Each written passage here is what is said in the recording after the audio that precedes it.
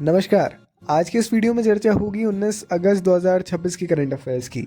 मैं हूं आशुतोष, आप देख रहे हैं डायनामिक इम्पल्शन। आइए शुरू करते हैं आज के इस वीडियो को आज की पहली जानकारी के साथ।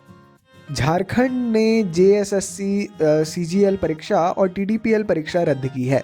हाल ही में झारखंड सरकार ने झारखंड कर्मचारी चयन आयोग की संयुक्त स्नातक स्तरीय परीक्षा और TSR data processing private limited द्वारा 2014 से आयोजित सभी परीक्षाओं, परिणामों और चयन प्रक्रियाओं को रद्द कर दिया है। यह निर्णय रांची में हुई 5 घंटे की विशेष कैबिनेट बैठक के बाद लिया गया। एक बड़ी ज़रूरी जानकारी है, चूंकि ये वर्तमान परिप्रेक्ष्य को देखते हुए भर्ती अनियमितताओं को लेकर 24 दिनों से लंबा एक छात्र आंदोलन निरंतर जारी है। झारखंड कर्मचारी चयन आयोग जो है ये जेएसएससी झारखंड ये जो है इसमें कई सरकारी पदों के लिए राज्य स्तरीय भर्तियां निकाय हैं। झारखंड का संयुक्त स्नातक स्तरीय परीक्षा सीजीएल राज्य सेवाओं में स्नातक स्तर की रिक्तियों के लिए आयोजित एक प्रतियोगी भर्ती परीक्षा है। बड़ा मुद्दा इसमें लंबे समय से बना हुआ था। इसमें जो अनियमितताएं हुई थी उसको लेकर के छात्र आंदोलन लंबे समय से चल रहा था और अब सरकार ने अंततः जो है इसको रद्द किया है, दोनों परीक्षाओं को। तो बड़ा एक बहुत इंपॉर्टेंट मुद्दा है, पूरा समझिएगा। भारतीय सेना प्रमुख धीरज सेठ को नेपाल की मानद जनरल की उपाधि मिली है। जी हाँ, अपने भारतीय सेना प्रमुख जनरल धीरज सेठ, इनको काठमांडू के शीतल निवास में नेपाली सेना के मानद जनरल का पद प्रदान किया गया है। समारोह का संचालन नेपाल के राष्ट्रपति रामचंद्र पौडेल ने किया और भारत और नेपाल के बीच लंबे समय से चले आ रहे सैन्य प्रोटोकॉल का ये हिस्सा था। एक प्रोटोकॉल होता है 1950 से एक दूसरे के सेना प्रमुखों को जो है सेना प्रमुखों को जनरल का मानद पद प्रदान करने की एक पारंपरिक प्रथा का पालन किया है। कुछ विशेष नहीं है, चला आ रहा है 1950 से। ये समझ लेना उचित होता है, इसीलिए करंट अफेयर ज़रूरी है, क्योंकि ये पास्ट, फ्यूचर और प्रेजेंट इन तीनों से ही आपको रूबरू करवा देता है। ये व्यवस्था भारतीय सेना और नेपाली सेना के बीच घनिष्ठ सैन्य संबंधों से जुड़ी है, जिसमें प्रशिक्षण, आदान प्रदान, औपचारिक दौरे और रक्षा सहयोग भी शामिल है।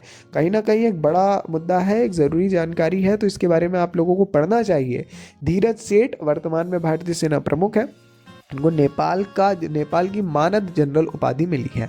एनटीपीसी सिमहाद्री में iron air battery pilot project आयोजित किया जाएगा।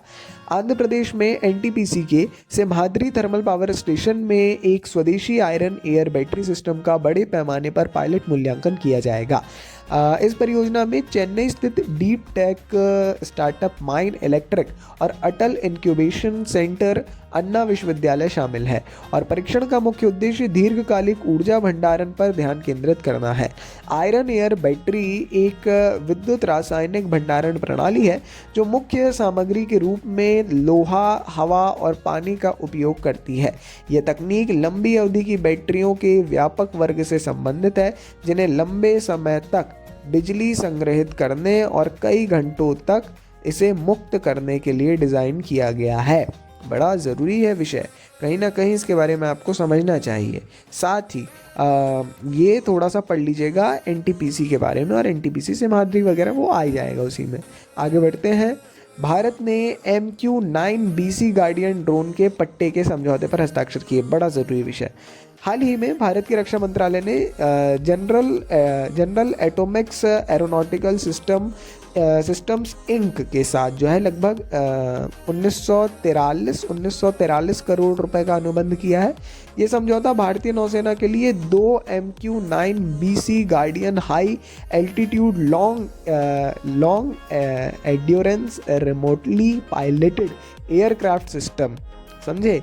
MQ-9BC गार्डियन ड्रोन का ये एक है, इसके सिस्टम को 30 महीने के लिए पट्टे पर देने से संबंधित है। ये एक उच्च ऊंचाई पर लंबे समय तक उड़ने वाला रिमोट से संचालित विमान प्रणाली है। General Atomics Aeronautical System Inc द्वारा जो है इसको विकसित किया गया है।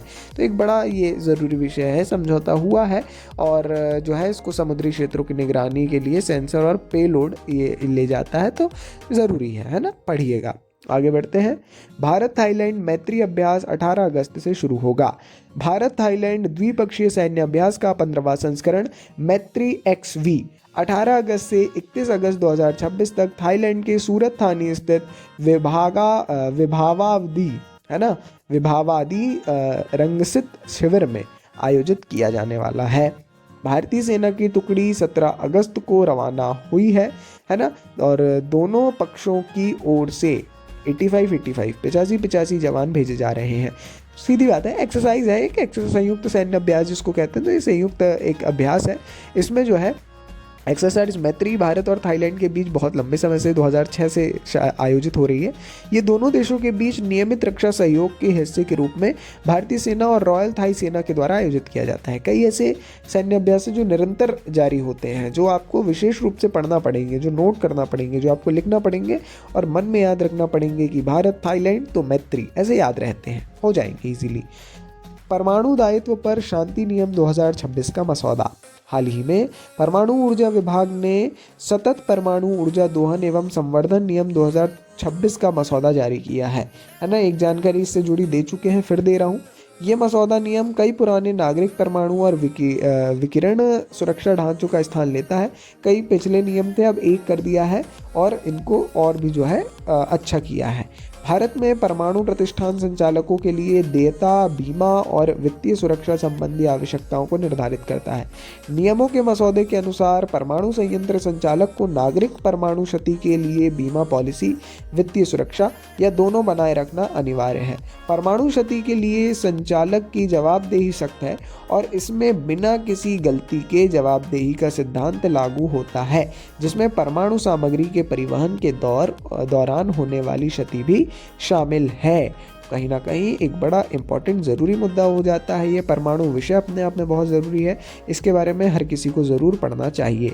बाकी ये आज के इस वीडियो की अंतिम जानकारी थी। अपन कल मिलेंगे, कल सुबह 6 बजे ऐसी जानकारियों के साथ। करंट अफेयर्स लगातार देखने के लिए हमें आप फॉलो कर सब्सक्राइब कर सकते हैं। चैनल पर नए हैं अगर तो सब्सक्राइब ज़रूर करना चाहिए। वीडियो अच्छा लगा तो लाइक करिए, फीडबैक ज़रूर दीजिए, आपका फीडबैक हमारे लिए बहुमूल्य है। अपन मिलेंगे कल। नमस्ते जी, डायनामिक इम्पल्शन।